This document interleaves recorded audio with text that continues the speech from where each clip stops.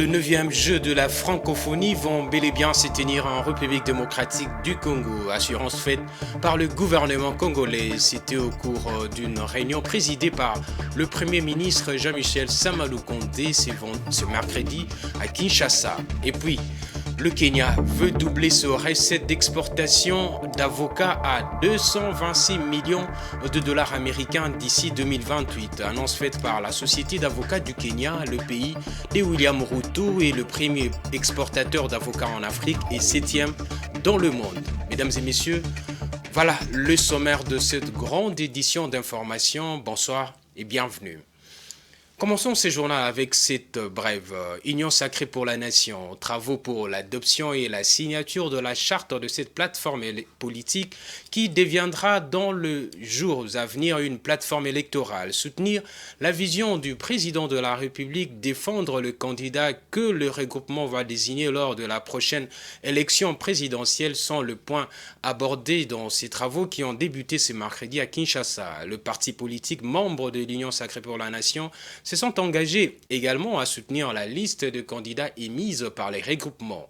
S'agissant du régime de sanctions, celles-ci vont du simple avertissement à l'exclusion. Décision réservée au président Félix Tshisekedi. Hormis le président Félix Antoine Tshisekedi, le présidium est constitué de Christophe Mbosso, Modeste Bahati Lukwebo, Sama Lukonde, Jean-Pierre Bemba Gombo, Vital Kamerhe et Augustin Kabouya. Nous y reviendrons avec force détail dans notre prochaine édition.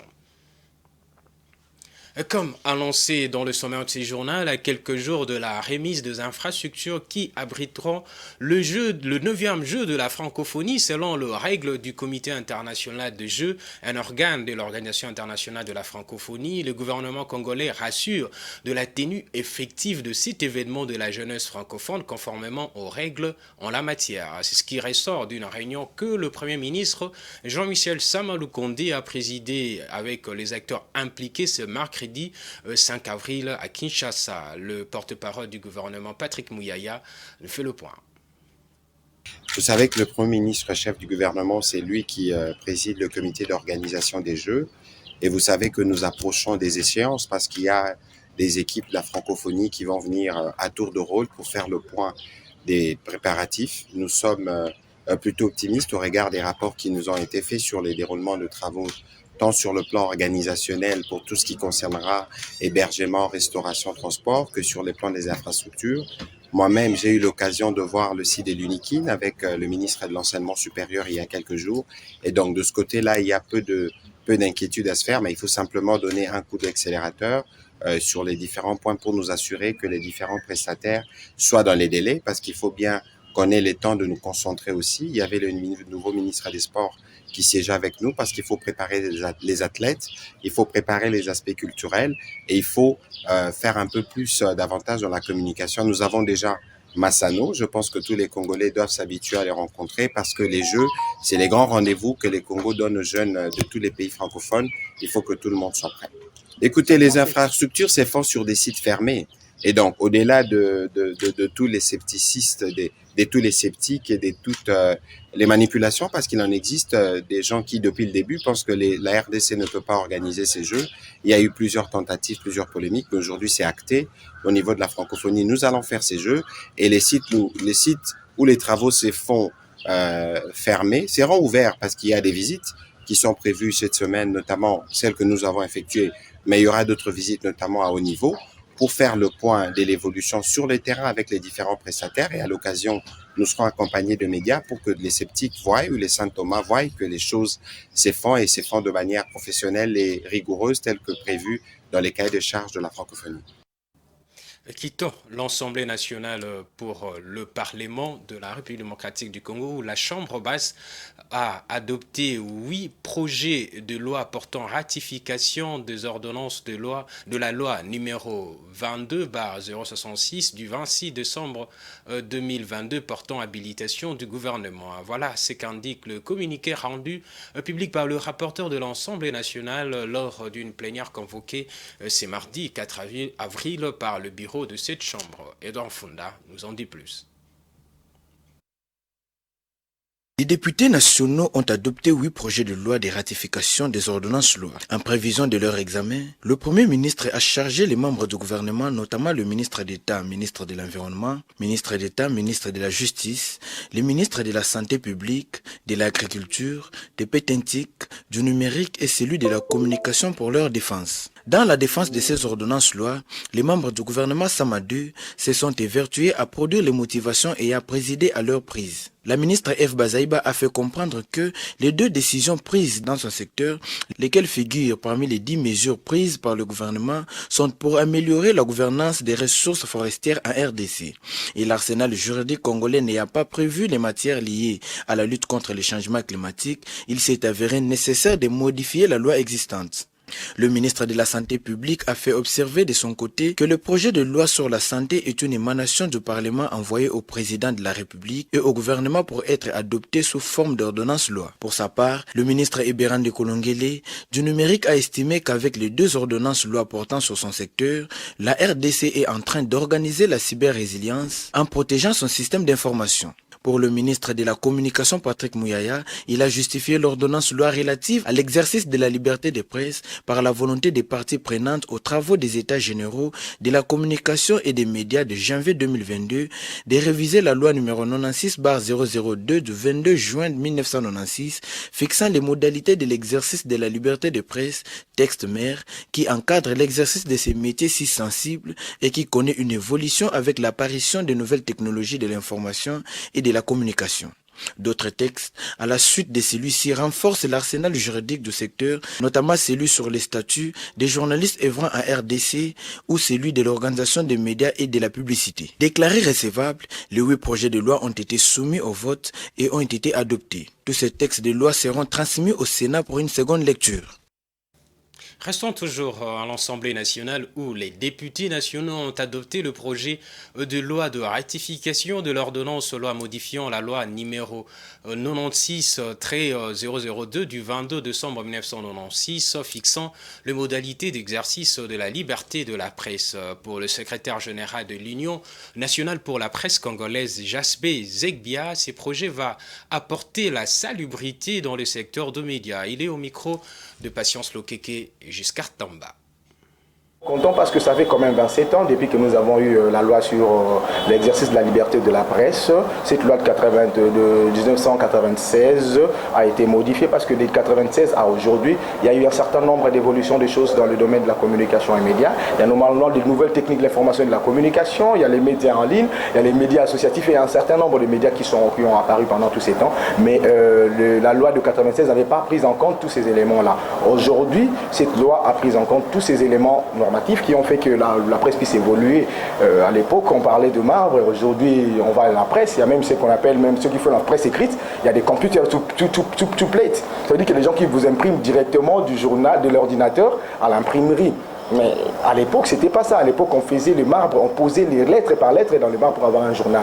Autant que la presse, mais aussi les médias en ligne qui ont bousculé un certain nombre de choses au point que la presse est aujourd'hui entre la main d'une personne. Dans son téléphone, il peut avoir les médias. Alors tous ces éléments-là devaient être pris en compte. Aujourd'hui, en tant que professionnel des médias, moi, je suis déjà tout à fait d'accord avec la définition même du journaliste. Quand on parle de la définition du professionnel des médias, quand vous prenez la linéa 2 de cette loi, il dit que c'est d'abord un individu qui doit être un licencié dans un domaine quelconque. D'abord pour ceux qui ont une licence en communication, dans une science de communication, journalisme, ils vont passer une année dans une rédaction pour devenir journaliste. Et pour ceux qui sont dans d'autres disciplines, ils vont passer 3 ans. Mais on insiste sur la licence. C'est la ferrée de sorte à ce que nous ayons un groupe homogène. Vous savez, chers conseillers, si dans un corps, vous avez tous la même formation, vous avez une licence, vous avez des diplômes d'État, vous avez un master, vous allez avoir une réflexion homogène au lieu que ce soit ce qu'on est aujourd'hui. Nous sommes un groupe hétéroclite que j'appellerais même une boîte à crabes où on a des primériens, des diplômés d'État, des licenciés, des docteurs, tous sommes journalistes parce que la loi à l'époque définissait le journaliste comme étant un individu, n'importe lequel, qui récolte, qui traite et qui diffuse l'information et qui est l'essentiel de ses revenus, de ses travails-là. Changeons de chapitre, diversification de l'économie nationale et accroissement de la production locale. C'est de cette manière que nous réduirons notre exposition aux chocs exogènes et assurerons la sécurité alimentaire de notre pays. Voilà ce qu'a déclaré le vice-premier ministre, ministre de l'économie nationale Vital Kamerhe à l'issue de la réunion du comité de conjoncture économique et finance qu'il a présidé mardi 4 avril. Suivez l'extrait choisi par Dieudonné Bonali.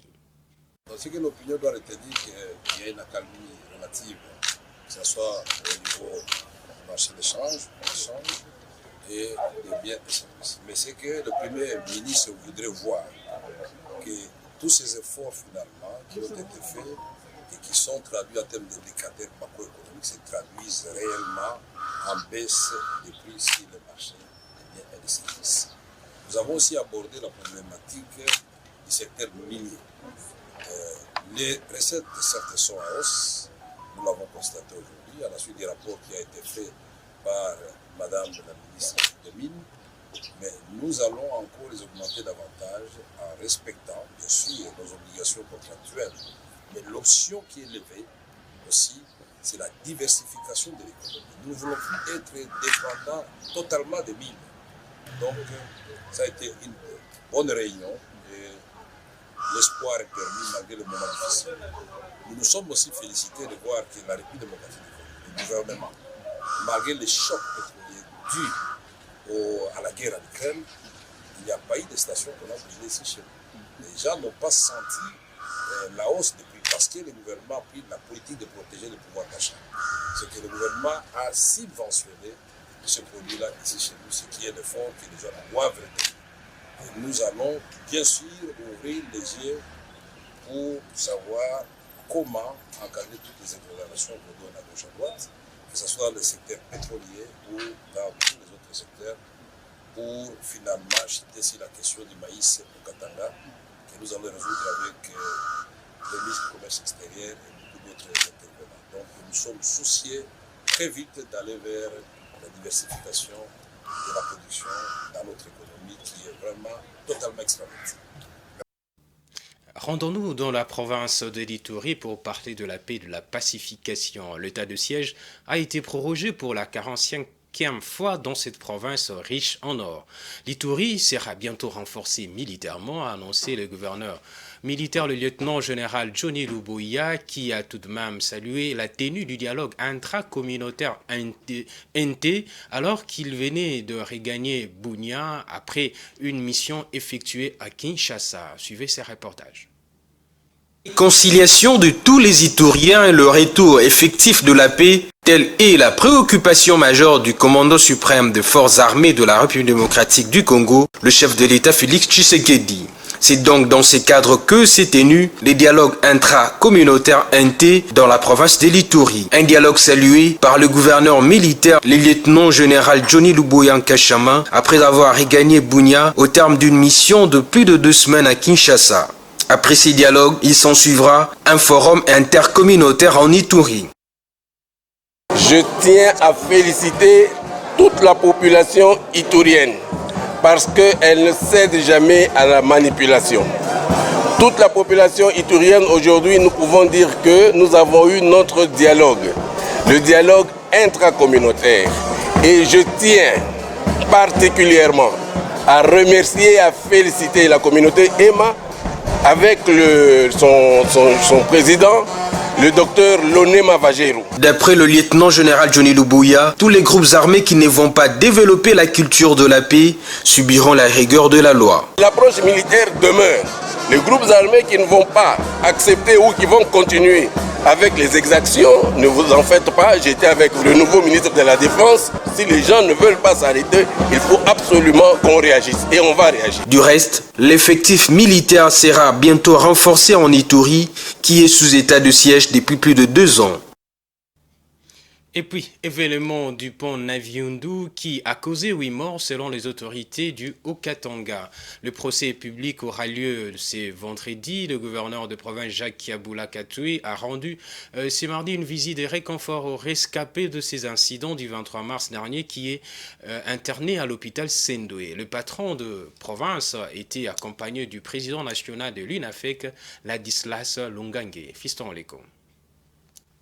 Ce jeune de l'INAFEC blessé par balle perdue est l'un des rescapés des altercations du 23 mars au niveau du pont Naviundu entre les jeunes de ce parti et quelques militaires incontrôlés. Le bilan a fait état d'un blessé grave et 8 morts dont un par balle perdue et 7 autres par noyade. À l'hôpital Janson Sendoué où il a été admis, ses jours ne sont plus en danger, la balle ayant été extraite de son corps. Ce mardi, il a reçu la visite de réconfort du gouverneur de province. Jacques Kiaboula Katoué était avec le président national de l'UNAFEC, Ladislas Longangue. L'autorité provinciale a suivi le carnet de santé expliqué par les médecins et l'a remis une assistance financière à la famille. Le gouverneur a condamné avec fermeté la tendance à la gâchette facile de ces militaires ayant entraîné mort d'homme. Et la justice est en train de s'y atteler déjà dès ce vendredi. L'audience va devoir commencer et nous allons tous suivre pour être éclairés sur les circonstances ayant causé mort d'homme au niveau du quartier Tabakongo. Comme le veut le président de la République, Félix Antoine Tshisekedi, voudrait que nous puissions assurer la sécurité des personnes et de leurs biens. Et donc l'armée que nous avons, tout comme la police, a pour fonction principale la sécurité des personnes et de leurs biens. Les éléments militaires qui ont dû causer ce dégât sont entre les mains de la justice et vont devoir répondre. Et l'audience sera publique et tous nous allons suivre le sort qui sera réservé à ce brigand. Le président national de l'UNAFEC, Ladislas Longangue, a remercié le gouverneur Jacques Kiaboula pour son assistance aux familles des victimes et sa disponibilité permanente en faveur de la population en général et de l'UNAFEC en particulier. Ce n'est pas le premier acte. Il nous a aidés. Les familles qui ont été éprouvées ont reçu l'aide du gouvernorat. Et ici, nous sommes très touchés. Nous faisons confiance à nos militaires, mais les exceptions ne manquent pas, comme j'en ai parlé aussi du côté des jeunes. Voilà, tout ce que je peux faire, c'est de remercier lui, le gouverneur, ainsi que le président de la République. La suite de ce dossier dépend désormais au sort que la justice y réserve avec ce procès qui commence vendredi. Place à présent au dossier du jour.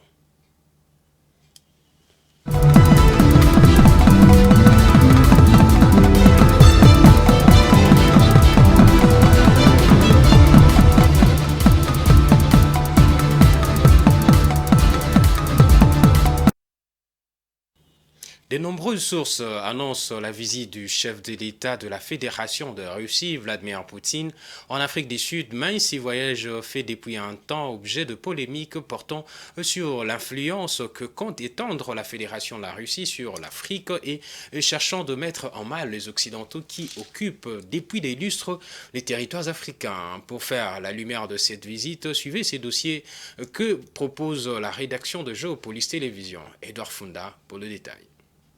Depuis 2011, Pretoria est membre de BRIC, une organisation interrégionale regroupant les plus grandes puissances économiques en développement du monde, notamment le Brésil, la Russie, l'Inde et la Chine. Outre les liens qui lient l'Afrique du Sud et la Russie, lesquels remontent à l'époque de l'apartheid, lors de laquelle le Kremlin avait apporté son soutien au Congrès national africain, ANC, dans la lutte contre les régimes racistes, les deux pays font rencontrer leurs intérêts au sein des BRIC. À la tête de l'organisation pour un an, le président Cyril Ramaphosa devrait donc continuer à encourager le développement de ces relations. Dans le programme de cette structure, un sommet est prévu au mois d'août, le 15e auquel devra prendre part le président russe Vladimir Poutine, bien qu'il n'y ait aucune confirmation officielle de sa participation. Mais jusqu'à la dernière minute, la visite du président russe se justifie par sa participation à ce sommet qui se tiendra en présentiel après celui de Pékin tenu en virtuel.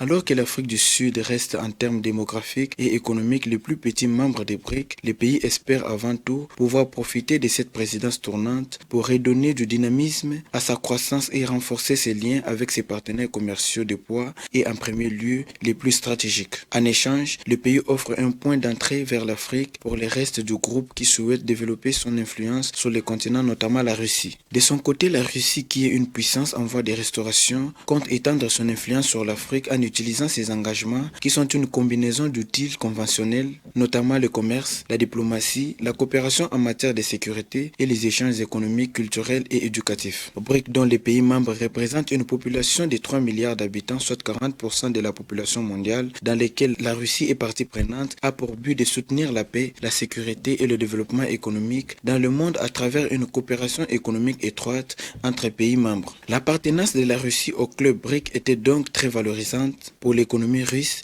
qui n'en était alors qu'au début d'une période de belle croissance économique, dont 7% en moyenne entre 2000 et 2008, a encore Tatiana Kachova, Jean, auteur de l'article russe « Russie, un émergent qui plonge » dans Ramsès 2015. Une croissance portée par les prix des matières premières, héritière d'une superpuissance, la Russie s'est saisie de l'occasion pour se forger une nouvelle stature, exploitant très activement l'image prometteuse d'une économie en émergence. La présence russe dans le groupe a pourtant été d'emblée contestée comme une imposture. La Russie n'est certes pas un pays émergent comme les autres, à cause notamment d'une démographie déclinante et d'une économie trop dépendante de la rente énergétique. Plus de 50% de ses revenus budgétaires proviennent des exportations du pétrole et du gaz, renseigne l'article. Toujours dans ces clubs d'émergence, la Russie de Vladimir Poutine voudrait s'afficher en présence d'autres dirigeants mondiaux et ainsi montrer qu'il n'est pas mis au bas de toutes les nations. Lors du 14e sommet des BRIC organisé en virtuel depuis Pékin, le président russe avait appelé ses homologues à coopérer face aux décisions politiques des pays occidentaux, estimant que les conséquences néfastes sur l'économie mondiale découlaient des sanctions prises à l'encontre de son pays depuis le début de l'invasion de l'Ukraine et non à l'offensive en elle-même. La Chine, son allié de toujours, avait à la même occasion parfaitement soutenu ses propos condamnant l'action du G7 et de l'OTAN et émettant le souhait d'ouvrir l'accès des BRIC à d'autres pays. Dans BRIC, la Russie cherche à tisser de nouveaux liens pour faire poids face à l'Occident. La position de la Chine en sa faveur est de plus en plus remarquée et sans équivoque. Pékin semble peu inquiété, semble-t-il, concernant d'éventuelles sanctions économiques que l'Union européenne et les États-Unis pourraient lui imposer, peu probable,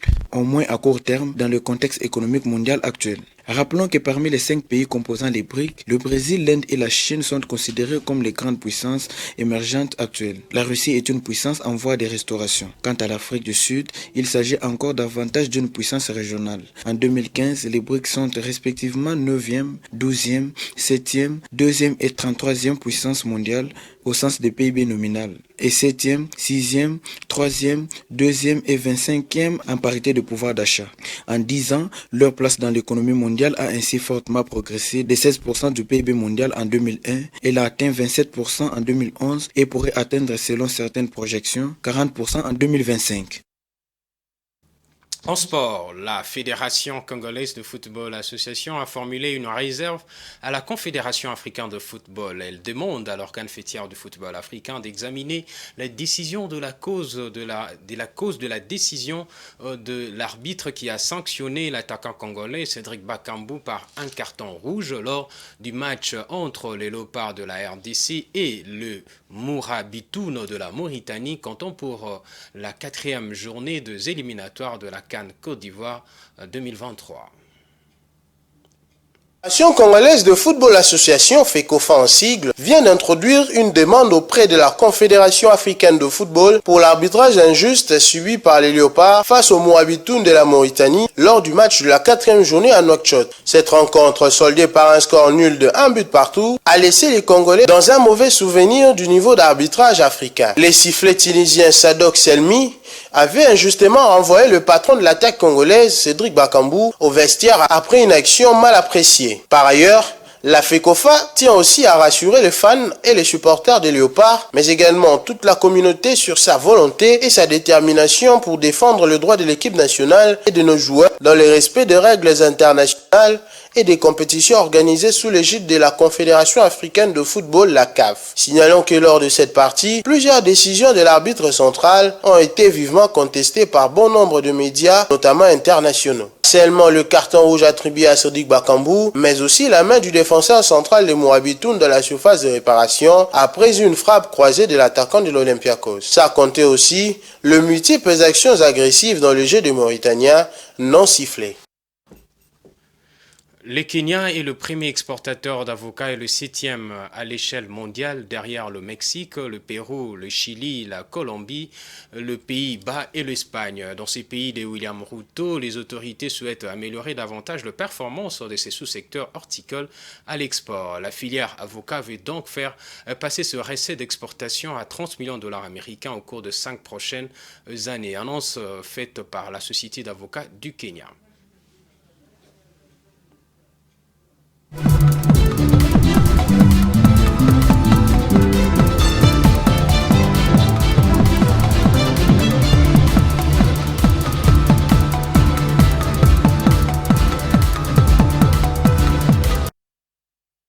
Kenya veut doubler ses recettes d'exportation d'avocats à 226 millions de dollars d'ici 2028. Ces montants représenteraient le double de l'enveloppe de 15 milliards de shillings, 114 millions engagés en 2022. Dans le cadre de cette ambition, la filière kenyane compte principalement sur un élargissement de ses débouchés.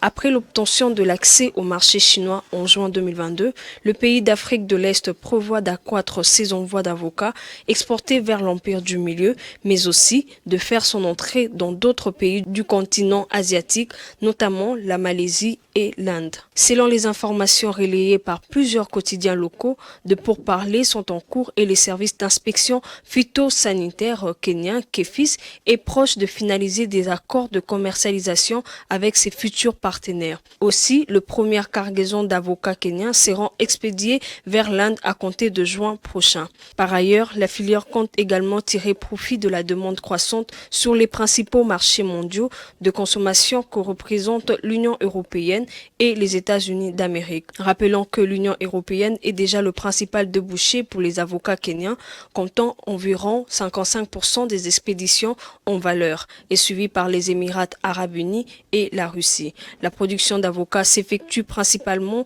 dans les comtés de Murang'a, Kiambu, Nyeri, Kirinyaga, Embu, Meru et Kisii.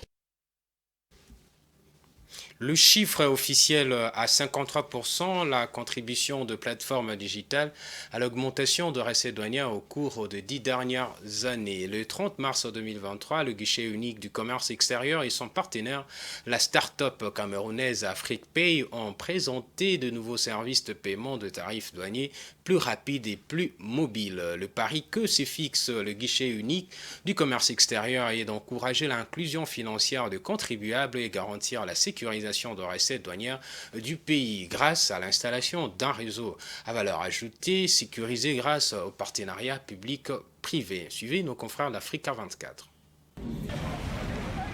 Au Cameroun, le guichet unique du commerce extérieur GUS, dans ses ambitions pour l'année 2023, envisage de passer au tout électronique. L'organe gouvernemental a fait le choix de faire confiance au partenariat public-privé pour accélérer la digitalisation de ses services tarifaires. Le GUS, dont la plateforme en ligne iGUS est opérationnelle depuis 2016, a élargi la palette de ses outils digitaux pour atteindre son objectif de 1000 milliards de recettes en 2023. Le 30 mars 2023, le GUS et son partenaire, la start-up camerounaise AfriquePay, ont présenté de nouveaux services de paiement des tarifs douaniers plus rapides et plus mobiles. Ceux qui ont besoin des paiements sont en face de iGUS, c'est tous les usagers, mais ceux qui mettent à la disposition les paiements sont derrière le iGUS. Et le iGUS les agrège et les met à la disposition au travers de leur plateforme. Et maintenant, AfriquePay vient se connecter sur la plateforme de iGUS et maintenant, au travers de sa plateforme à elle, diffuse dans les différents canaux en fonction des besoins des uns et des autres. Le Cameroun a l'ambition de propulser ses places portuaires au rang des plus organisées du monde. Le pari que se fixe le GUS est d'encourager l'inclusion financière des contribuables et de garantir la sécurisation des recettes douanières du pays grâce à l'installation d'un réseau à valeur ajoutée sécurisé. La clé, c'est l'innovation. La clé, c'est qu'il faut être capable d'apporter de l'innovation sur le marché. Il faut répondre aux besoins finaux des utilisateurs. Il faut apporter de la valeur à la souffrance des uns et des autres tous les jours. Et le digital, c'est un excellent outil pour cela. Il n'y a pas mieux que le digital. La digitalisation des paiements des tarifs douaniers a permis la hausse des recettes de 123 milliards de francs CFA en 2012 à 911 milliards de francs CFA en 2022, soit 7 400 milliards de francs CFA attribués à la mise en service de la plateforme IGUS. Les chiffres officiels évaluent à 53% la contribution des plateformes digitales à l'accroissement des recettes douanières générées au Cameroun au cours des 10 dernières années. Une autre façon de vous informer, c'est à travers la lecture de différents journaux qui ont paru à Kinshasa ce mercredi 5 avril. Je vous propose de suivre cette revue de presse de Blessed Kozola.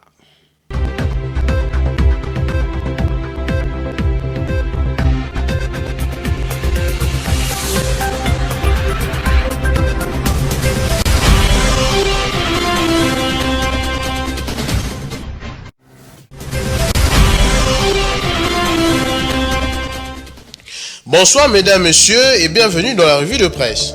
Le journal Paris dans la ville, c'est mercredi 5 avril, se sont plus apaisantis sur le déploiement de la force régionale de l'EAC à Bunagana, mais aussi sur l'ordonnance loi régulant l'exercice de la liberté de la presse ratifiée à l'Assemblée nationale, mais également sur Simon Kimbangu. D'abord, l'avenir qui titre en sa machette, après le retrait du M23, la force régionale se déploie à Bunagana. Les terroristes du M23 ont commencé à se retirer de Bunagana, ville située à 60 km de Goma, en ne se rendant pas au mont Sébignon pour leur cantonnement comme indiqué par la feuille de route de Luanda, mais vers une destination inconnue, écrit-elle.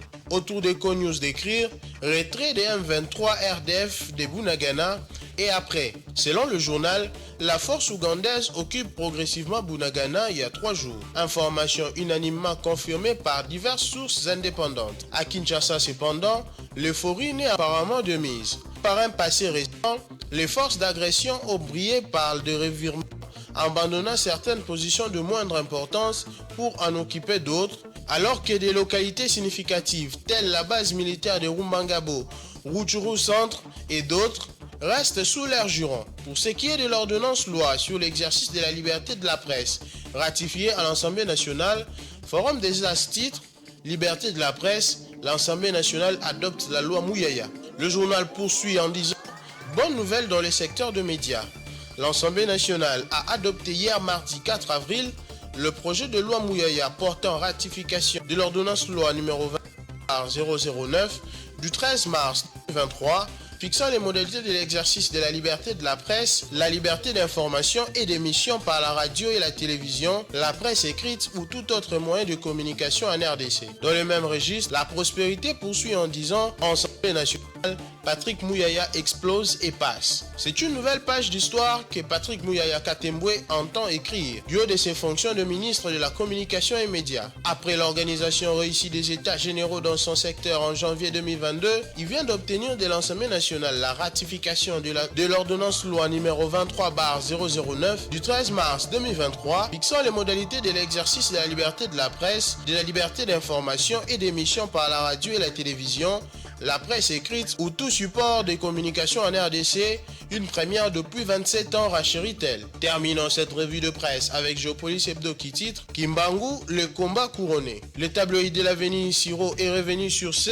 en disant qu'il était plus que temps que le Congo rende justice à l'un de ses héros, par ailleurs héros de l'homme noir affranchi des forces occultes des oppresseurs. Le processus a été long. Le kimbanguiste là depuis 1960, a dit à Géopolis une source, Benansilou, l'un des personnages historiques du kimbanguisme. Simon Kimbangu, mort en prison comme un homme banni par les pouvoirs coloniaux, reçoit aujourd'hui l'hommage de la nation. Déjà en octobre 2011, il avait été réhabilité lorsque son procès avait été révisité en Banzangungu, là où même il fut condamné 90 ans auparavant. Congo News à son tour parle du 6 avril, jour férié en hommage à Simon Kimbangu. Selon l'auteur, La date d'ici avril est désormais intégrée dans la liste de jours fériés en RDC. Le président Félix Tshisekedi l'a consacré à travers une ordonnance présidentielle signée le 30 mars mais rendue publique le 3 avril. Une journée qui sera dédiée au patriarche Simon Kimbangu. Fin de cette revue de presse. Au revoir.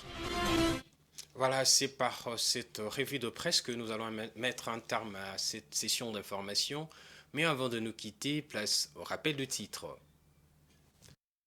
Les 9e Jeux de la francophonie vont bel et bien se tenir en République démocratique du Congo, assurance faite par le gouvernement congolais. C'était au cours d'une réunion présidée ce mercredi par le Premier ministre Jean-Michel Sama-Lukonde. Et puis, au Kenya, nous avons parlé du Kenya qui veut doubler sa recette d'exportation d'avocats à 226 millions de dollars américains d'ici 2028. Annonce faite par la Société d'avocats du Kenya. Le pays de William Ruto est le premier exportateur d'avocats en Afrique et le 7e dans le monde. C'en est fini pour ces journaux. Merci de l'avoir suivi et restez branchés sur le programme de Géopolis Télévision. Et l'information continue sur son site web www.geopolismagazine.net et son compte YouTube Géopolis TV.